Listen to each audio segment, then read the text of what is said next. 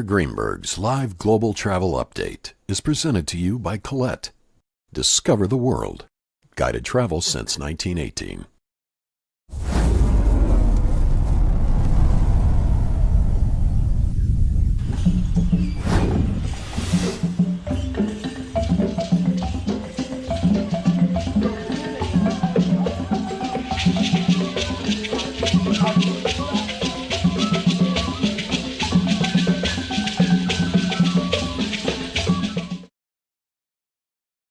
Hi there, everybody. Happy April 1, 2025. I bring you greetings from the studios of NBS right here in Kampala in Uganda. Just as a matter of information, I'm actually here because the premiere is tomorrow night in the country of Uganda of our global television special, Hidden Uganda, which is already on the air in the United States, as you know, on PBS, Amazon, and Apple TV. But that's what brings me here in Kampala. And of course, I wouldn't miss my global travel update with you. And we'll get to your questions in a couple of seconds because we have a lot of stuff to talk about today. First of all, let's get to the serious stuff. 4 nations right now, the United Kingdom, Denmark, Finland, and Germany, have issued their own State Department advisories to their citizens, warning them about travel to the U.S. That's where it's coming from now, folks. Beware the world of reciprocity. But the numbers are pretty staggering. When we talked last week, Canada travel to the U.S. was down 40%. You know what it is today? It's down 75.6%.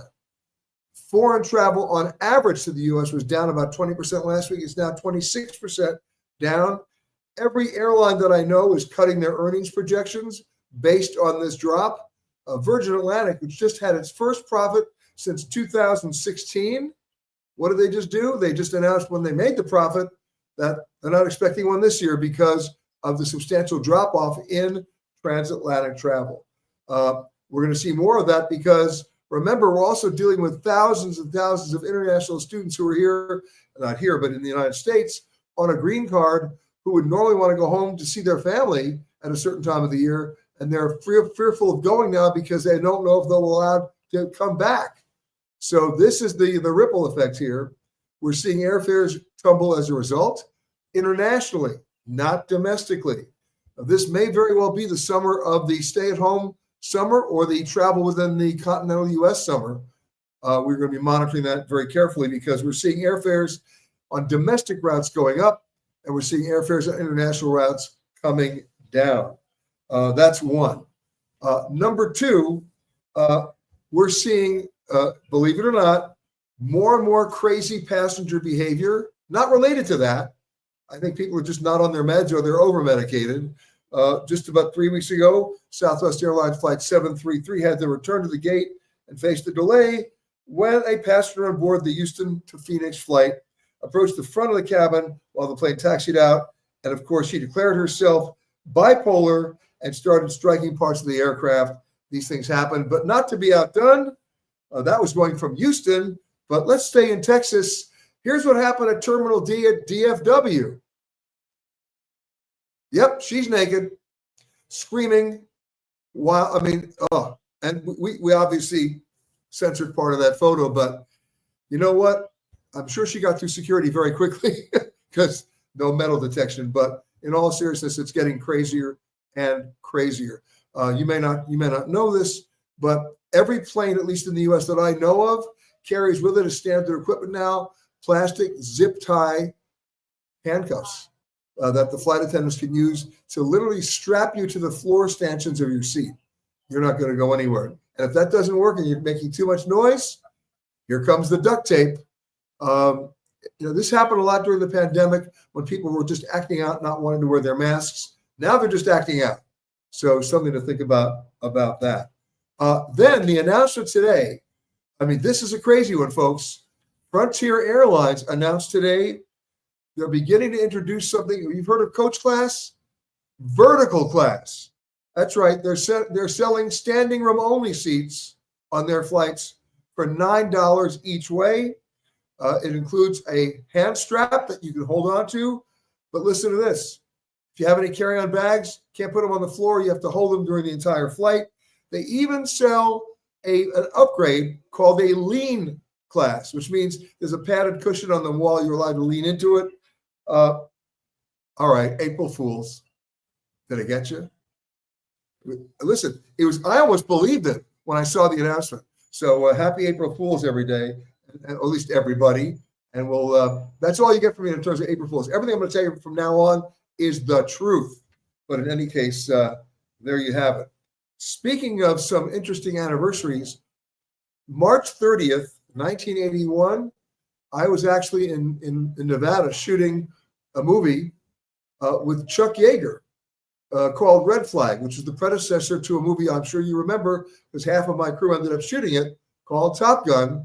And that was also the day that Hinckley shot Reagan in Washington, D.C. Hard to believe that was 44 years ago, 2 days ago. Crazy, right? But there you have it. Speaking of anniversaries, since we're in April, a very interesting and phenomenal anniversary when I tell you the whole story. Let me set the scene for you. It's April of 1975.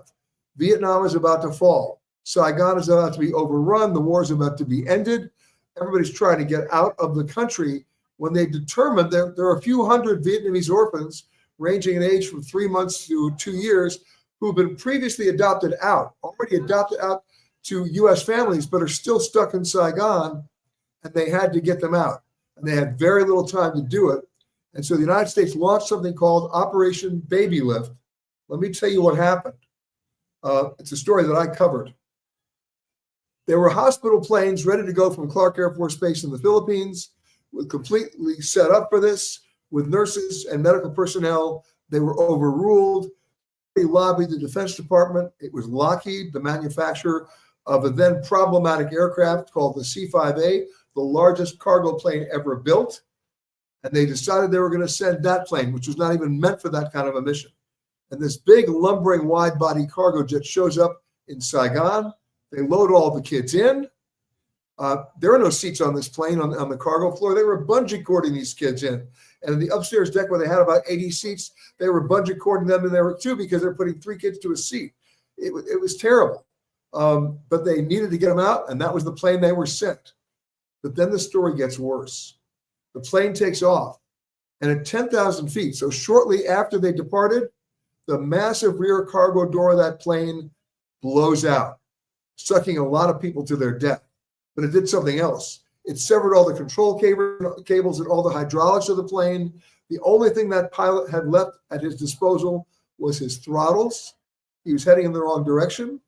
So reducing the power on the right engines and increasing the power on the left engines, he was somehow able to make a long arcing turn to head back to the Air Force Base. But he had more problems than he could handle because he couldn't control his altitude and he couldn't control his speed. And about 2 miles short of the runway, he slams into a rice paddy at about 300 miles an hour, and a lot more people died. But some of those kids did survive, and thanks to the efforts of a lot of people, including Pan Am. You may remember that movie with James Earl Jones called Last Flight Out. I'm talking about those days with Pan Am. They got the kids out and out to their adoptive families. Now, none of the adoptive families knew each other. One kid went to a family in Cleveland, went to a family in Wyoming, went to a family in Wyoming or New York or Boston. But one parent made a discovery about their child. They were being aggressive and violent and acting out and having uncontrolled fits and seizures. She took the child to a doctor to be examined, and the diagnosis came back. Her child was suffering from MBD. That stands for minimal brain dysfunction. What causes that? Lack of oxygen. When that door blew out, this cargo plane was not equipped for passengers. There was no oxygen for those babies, and they were all suffering from that. So the parents went to Lockheed and the government and asked if they would give them money for medical treatment for their kids. And Lockheed got in bed with the government and said, forget about it. These kids weren't damaged by the crash. They were damaged by the war. An absolute impossibility. I knew nothing about this story. It languished in the courts in the United States for 9 years, one of the longest running court cases in history that was never resolved. I heard about it quite by accident when I was walking down the street in Washington one day with my friend Glenn Silber, who produced an Academy Award nominated movie that I still recommend everybody see called The War at Home. And we bumped into his college roommate quite by chance on the streets of Washington. And we asked him what he was doing. He said, hey, I'm a lawyer now. Great. What are you doing? Any interesting cases? Yeah, I'm the conservator for about 200 kids. Tell me more. Well, when we heard that story, I ran right to ABC News. I was at ABC at the time, and we did it as a special edition of 2020. Two things happened. Within a week after that show aired, the government actually wrote the checks to provide the medical care that was still badly needed for those children. And number two, I can proudly say I shared the Emmy for the best investigative reporting by a television network that year. That show ran in 1985. You heard about it in 1984. The incident actually happened in 1975. Now, why am I telling you this now? Because on April 24th this year, the anniversary of the fall of Saigon, they're doing a special memorial event at the Pan Am Museum in New York. I will be the keynote speaker and the MC. But here's the crazy part. What an evening it's going to be, because about 100 of those children are coming back for the event. And they're over 50 years of age. And the stories that they have to tell are nothing short of remarkable, following by more remarkable. Even the crew from the plane is coming back. The Pan Am people were there. Al Topping, who was running the Saigon operation for Pan Am, he's coming back.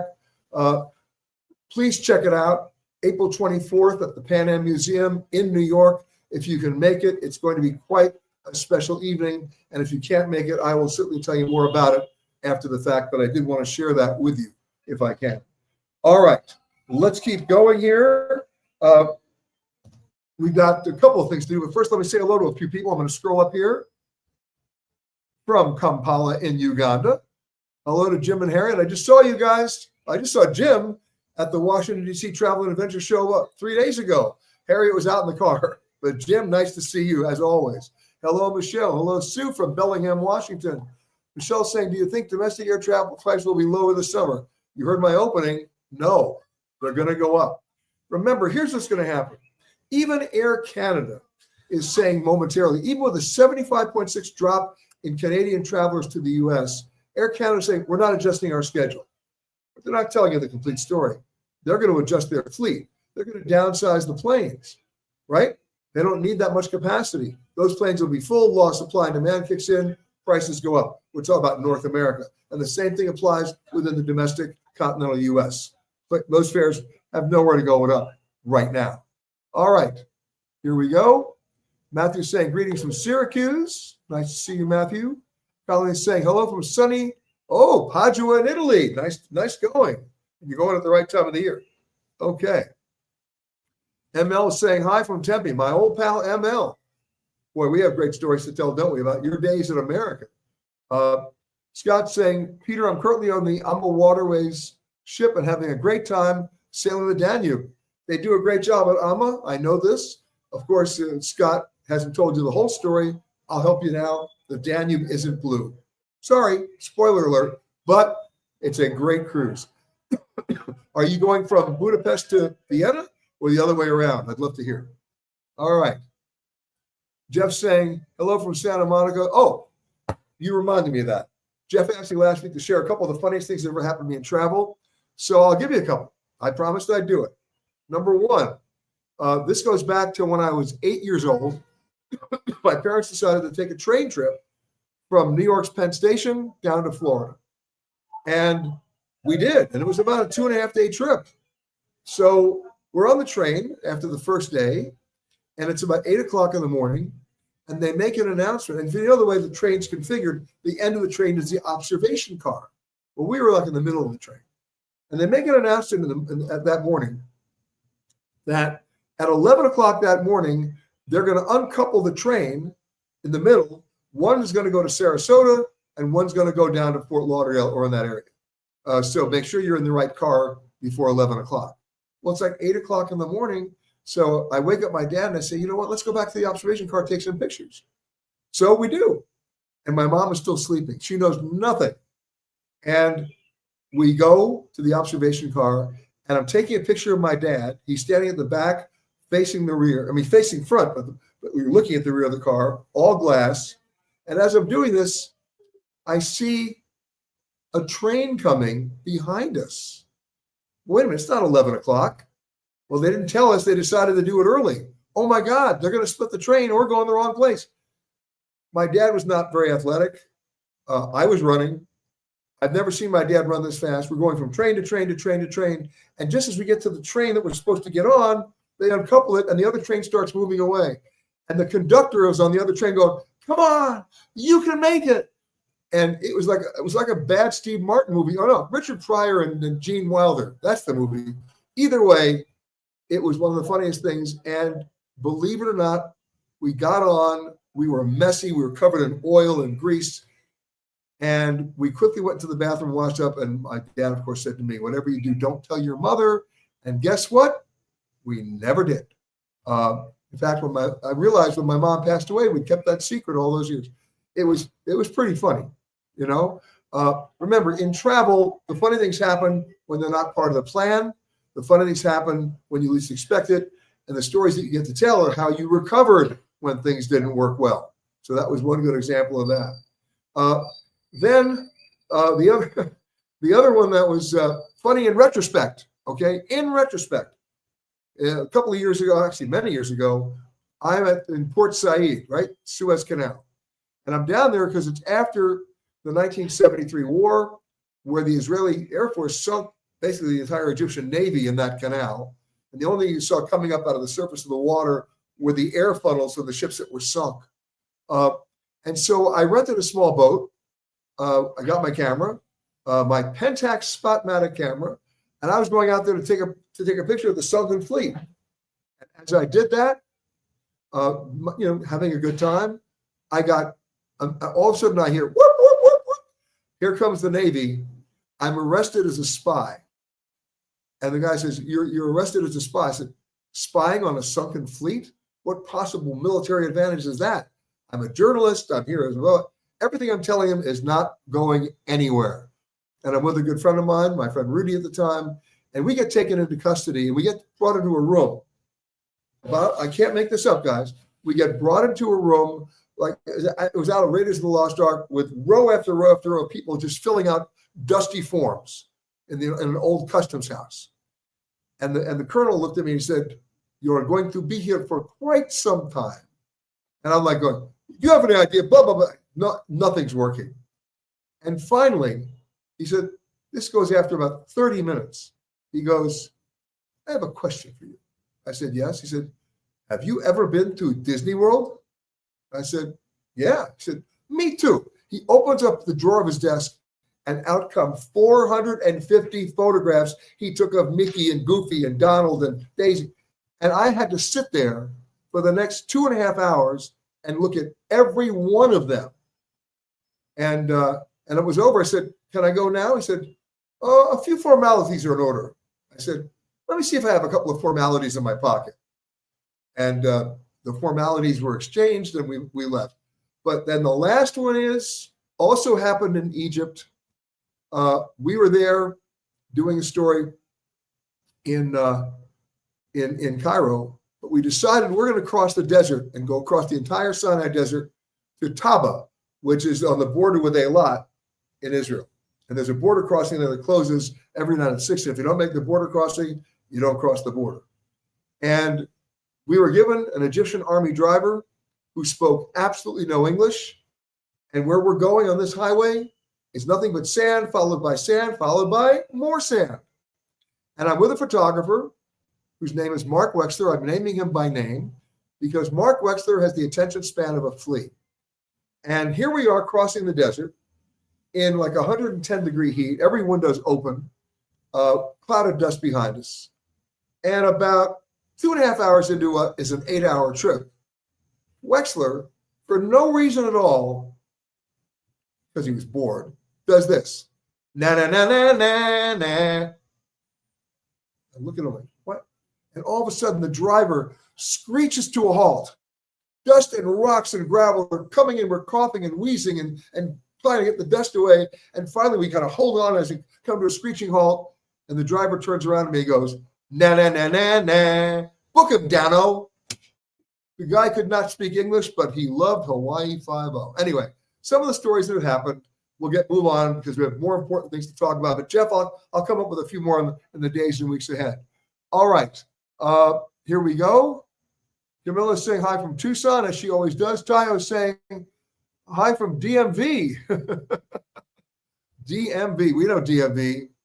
You know that Delaware, Maryland, Virginia. Great meeting you at the Travel and Adventure Show. You got it. Debbie's saying, what do you think of celebrity cruises starting river cruises? I think river cruising, unless it's done spectacularly differently, is saturated right now. There are only a few rivers out there, when you think about it, that can handle these boats, not to mention water level crisis in terms of either rising water levels or global climate change, either way. Before I pass judgment on that, I'd like to know where they're going that's different and what they're doing that's different. If they're just trying to sell the brand, I get it, because if you're loyal to Celebrity Cruises, you might be loyal to Celebrity River Cruises. But I'll be very interested to see what kind of innovative itineraries they come up with or not. I'll answer that when I know more. Okay, Matthew's saying discovered global travel update at the onset of COVID-19, which began 5 years ago. That's right. We've been doing it for 5 years.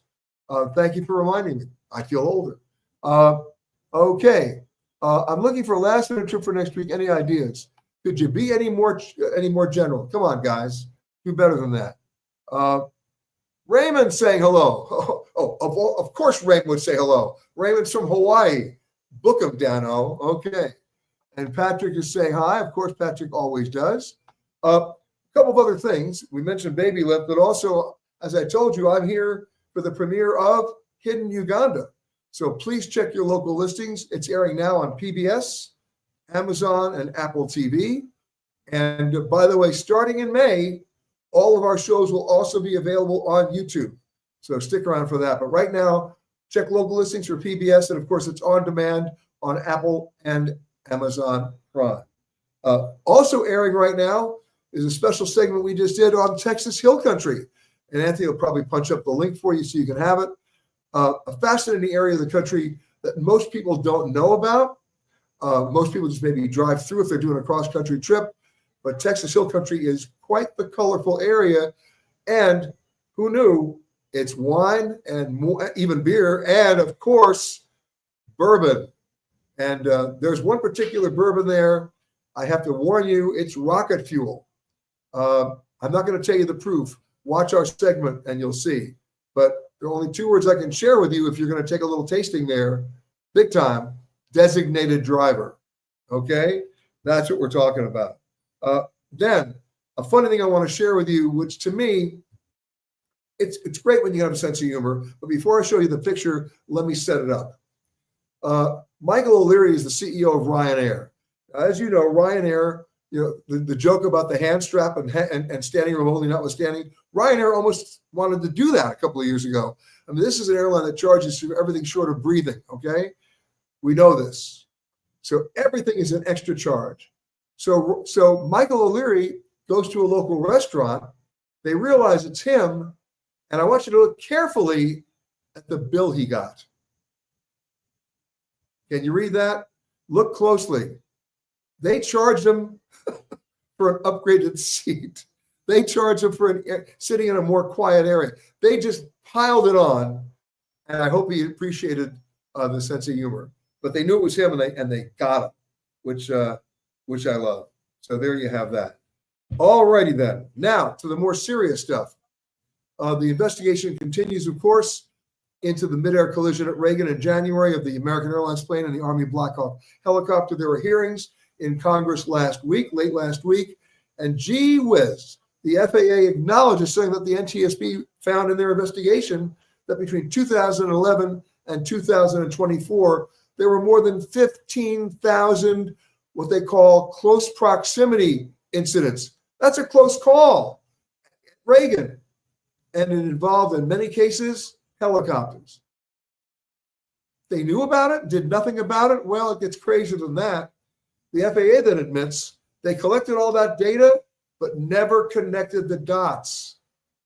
Well, now they're looking at all the FAA data for other airports around the country to see other dots that weren't connected, because it may result in more restricted airspace. Wow, right? And we're still not dealing with the basic problems at the FAA. Staffing, training, oversight, and most importantly, their mission, the definition of their mission. I've said this before, I'll say it again. It's one thing for the FAA to come out and tell us that they're looking at over 8,000 candidates now for air traffic control jobs. That's great. They've cleared about 150 of them to go into their training program. But even so, it's a 2-year heavy, steep learning curve. They're not going to be sitting at a console tomorrow. We're still, standing with 3 different air traffic control centers in America that are operating 85% threshold of staffing, which means they're forcing controllers to work mandatory overtime. The one job on the planet they should never work overtime on, right? Now, the other thing that the FAA announced, which I think is good, they've increased the staff salary of air traffic controllers by 30%. As far as I'm concerned, you can't pay them enough. Just keep paying them, but make sure you're training them. But that doesn't deal with inspectors and oversight at the manufacturing level, at the maintenance level, and at the operational level. They're still way under. And I don't see a lot of movement in that area. And the biggest problem of all is the actual original mandate of the FAA, which was established by an act of Congress 90 years ago this year. And what was that mandate? To enact and enforce safety. We all can get behind that, but here comes the problem. The second part of the mandate, to promote the business of aviation. What that means is that anytime there's an accident and a safety recommendation is made to the FAA, you know what they do? They either slow walk it or ignore it, because part of their mandate requires them to assess the economic impact of implementing that safety solution. They're putting a price tag on safety. You can't do that. It's one thing to say, hey, we had an accident, we're investigating, we don't know what happened. Fair enough. Then you get to the next level, thankfully, when you find out, hey, now we know what happened. We can actually find the probable cause, and thanks for that, then comes the key. We now know what can be what we can implement to solve that problem so that it never happens again. So if we know there's a problem, and we know what it is, and then we know what the solution is, and we know that we can implement that solution, and then we consciously make a choice not to implement that, ladies and gentlemen, is criminal negligence. We have to change the mandate of the FAA in 2 areas: how they procure equipment and how they enact safety and solutions, because it's not working. How do they procure equipment? It takes them so long under federal regulations to put out an RFP and have comments and back and forth. But by the time they put in new generation equipment, it's old generation. This is not new, by the way. It's been going on for 40 to 50 years now.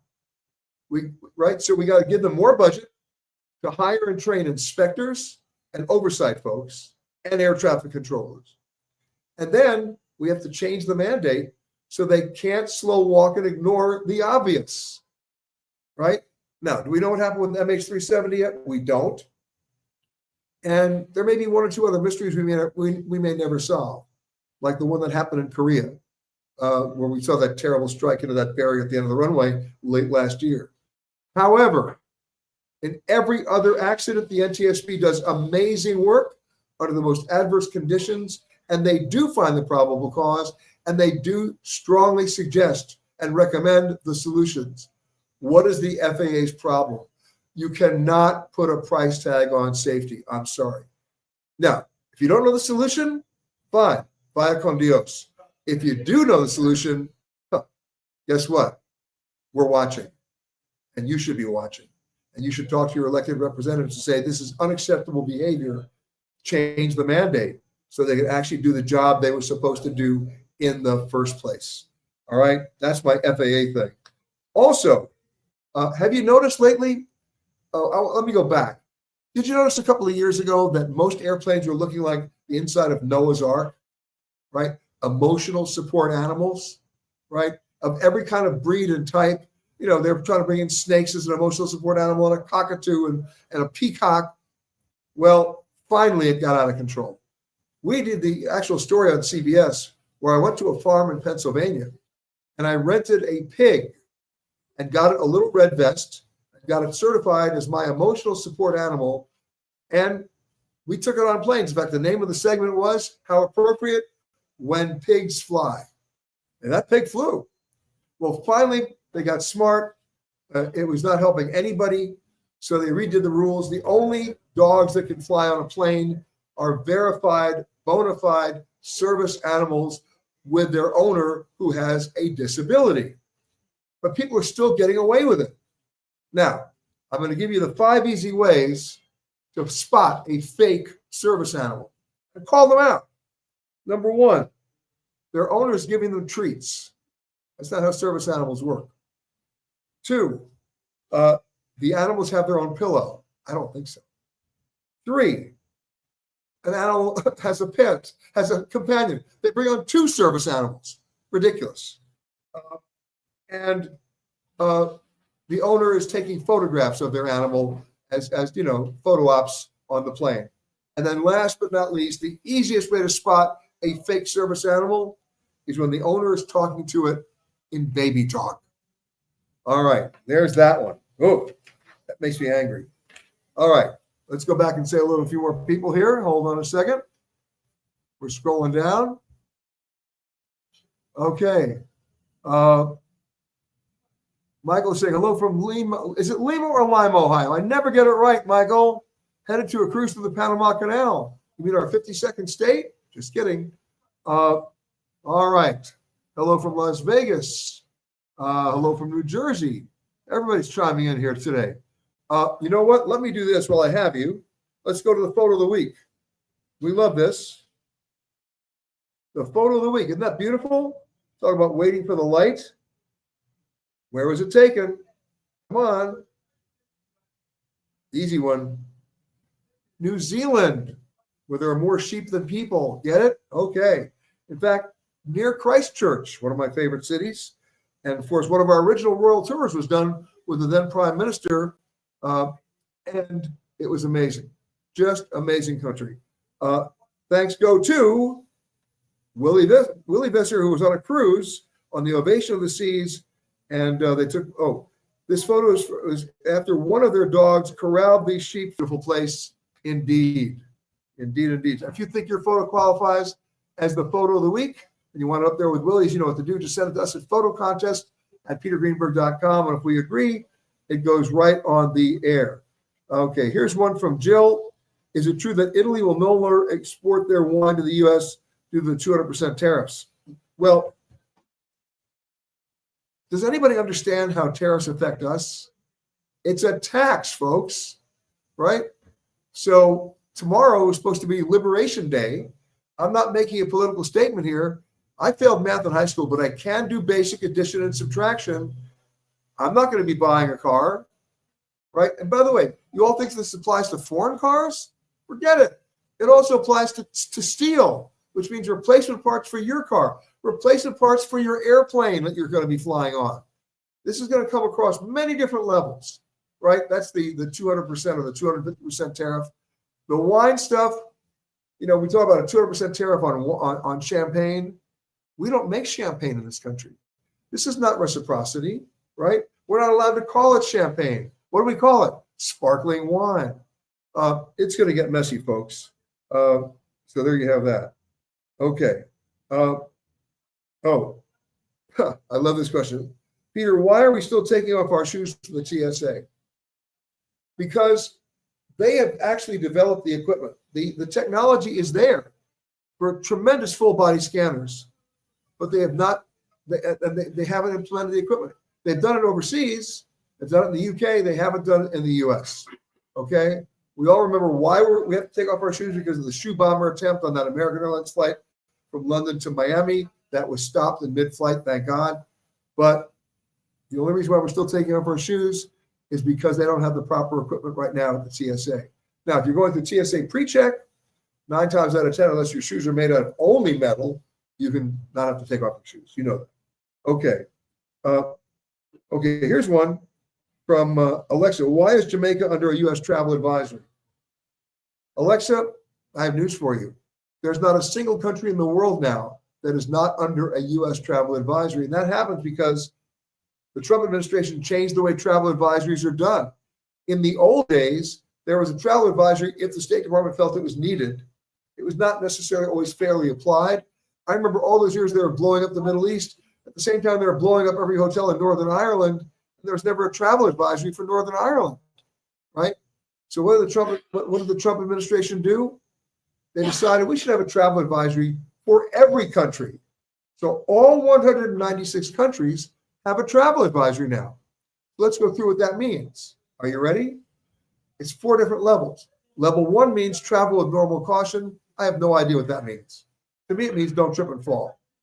Now, all the other 3 now are going to appeal to your fear. Level 2 is travel with increased caution. Ooh. By this time, you're putting plywood on your windows. Level 3, travel, reconsider travel. Now you're in the safe room in the basement. And then the level 4 is 3 words: do not travel. And now you're a barricaded suspect. Look, read these travel advisories. Don't just have a knee-jerk reaction when you just hear the 3 words, State Department advisories. Number 2, get the travel advisories issued by the Foreign Office to their citizens. I happen to think they do a better job. That's available online. And number 3, with few exceptions, anywhere you go in the world, there's at least one English language newspaper published either daily or weekly. Get the last month's issues online, read them, and make an informed decision then, and only then, as to whether you want to go somewhere. If you take a look at Mexico, last time I looked, there were 4 advisories to Mexico that said level 4, do not travel. But to where? To places you're not going. How many Americans vacation in Nuevo Laredo or Ciudad Juarez? You know who vacations there? Vacationing American cartel drug dealers. I'm talking about Cancun and Los Cabos and Puerto Vallarta. No, guys, if you're worried about a State Department advisory that calls your attention to purse snatching, then don't go to Rio. Don't go to Cancun. But I can show you purse snatching in Cleveland. It shouldn't stop you from going. Be smart, common sense. Okay, here's one. Katie says, I'm Canadian and live in the U.S. on a green card right now. Is it safe for me to travel outside the U.S.? Will they let me back in? This is a question I can't answer. We're seeing too many stories surfacing now of people stopped at entry points to the United States who have valid travel documents and then being deported. Don't get me started on this.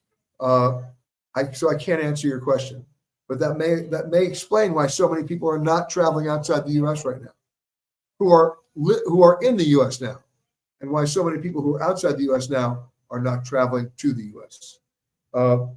Okay. From Tim, I'm going to New York City this summer. Is there a restaurant you'd recommend? Could you be any more general? There are 19,000 restaurants in Manhattan alone. Come back to me with a more specific example of the kind of food you like and your price point, and I'll try to make a recommendation. Fair enough? Okay. From Erica, I bought a Southwest Airline ticket now for June. I will need a checked bag, but the site doesn't let me buy one yet. Do you know when I'll need to purchase it or my seat assignment? And how do I do that since it has not been in place yet? My understanding, and Erica, I'll try to figure this out for you between now and next week, that any reservation made before May 28th will not be subjected to a charged bag fee if you're going to check them. Anything made after the 28th for travel after the 28th will be. So I think Southwest is working overtime trying to upgrade and update their website. But we'll find out more information, and I'll get that to you next week. Okay. Laura says, is Portugal still accepting U.S. citizens on a visa like it used to? What you're talking about is the golden passport. There are a number of countries that do that. In fact, on our website, petergreenberg.com, we have a list of countries that are doing really great nomadic visas. That'll be good in many cases for 2 years. But what you're talking about is a golden passport, which is tied to you making a substantial investment in the country, whether it's a savings account or real estate that you purchase. And then after 5 years, then you'll get citizenship and residency. It's more or less in place, but they're cutting back on it now because so many Americans are already taking advantage of it. It's almost oversubscribed. So I'm not so sure you can still do it. They're really trying to cut back on that. But other countries are stepping up because they saw the success in Portugal. Okay. Now, scrolling back down. Where are we here? Anna says, if we know where the cartels vacation in Mexico, go get them. We'll tell that to the Mexicans. They're in Mexico. Okay. Michael has now solved my problem. Okay. Lima, Ohio was named after Lima, Peru in 1835, but the little town, now a city, did not know how to pronounce Lima. So the townspeople voted to call it Lima, and it's been pronounced wrong ever since. So I got a 50% chance of being wrong, right? Okay, Lima, Lima, potato, potato. Thank you for clearing that up, Michael, from Lima, Ohio. Okay, I appreciate that. Anthony just posted our story on the digital nomad visa on the rise, so check that out for those people who are interested in that. And last but not least, before I say goodbye, another housekeeping note. Travel Detective, of course, premiering already on the air on PBS. Check your local listings. Also on Amazon Prime and Apple TV Plus. Royal Tour still on the air. And of course, our Hidden Uganda show on the air right now. Check your local listings on PBS, Amazon Prime, and Apple TV Plus. I'm actually again in Kampala in Uganda for the premiere tomorrow night in Africa of Hidden Uganda. And but I'll see you on the radio this Saturday. I'll be back in the U.S. this Friday. In the meantime, don't forget to update your passports now.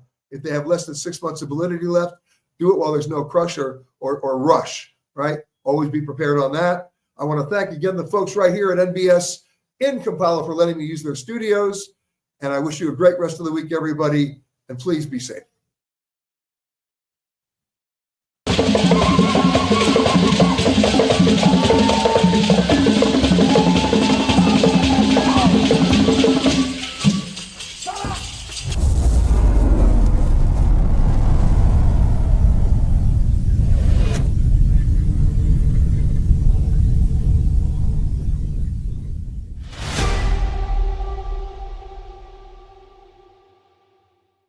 Peter Greenberg's live global travel update is presented to you by Colette. Discover the world. Guided travel since 1918.